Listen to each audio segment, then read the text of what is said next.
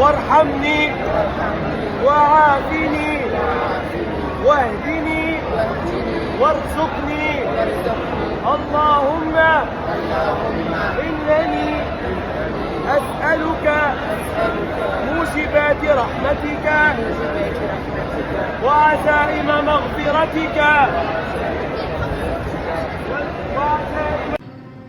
الحمد لله على كل صغيرة وكبيرة، والحمد لله على كل خير نحن فيه، والحمد لله على حياة يدبرها الله بلطفه.